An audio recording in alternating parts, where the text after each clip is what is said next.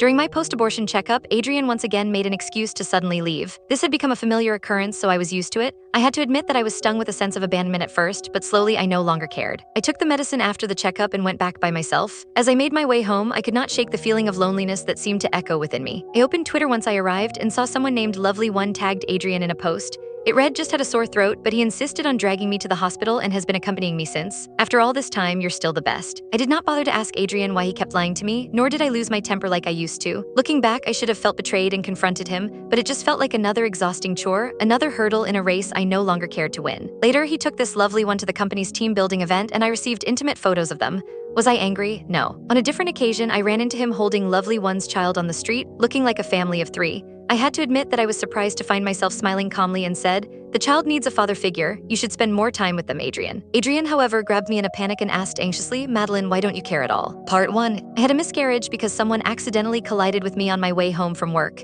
Today was the 2nd month after my abortion surgery, so Adrian accompanied me for a checkup. I did not stop him as he left in a hurry after making an excuse. No longer did I cling to him, pleading for his company as I once did. Watching Adrian's back as he slowly walked away, an unexpected wave of detachment washed over me. I suddenly realized that his presence or absence held little effect over my emotions. I did not seem to be that sad anymore when he was not around. A nurse called my name, and I quietly accepted the test results before gathering my things and heading home.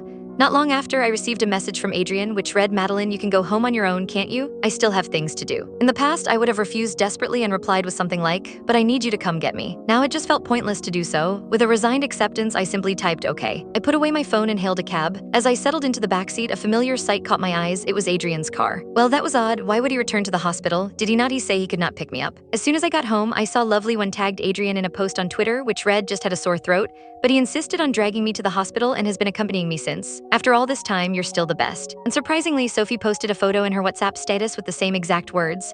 A corner of Adrian's shirt was visible in the picture. It was the one I had picked out for him on his birthday. Yes, the Lovely1 was Sophie Davis, Adrian's childhood sweetheart. A few years back, Sophie had moved with her wealthy husband out of town. However, fate had taken a harsh turn last year when her husband went bankrupt. Following their divorce, she returned with a 4-year-old child. In Adrian's eyes, I was nothing more than a replacement for Sophie after she left. However, I had been deeply in love with him at the time, foolishly choosing to marry him. At one time, I had even wanted to get pregnant and bear his child.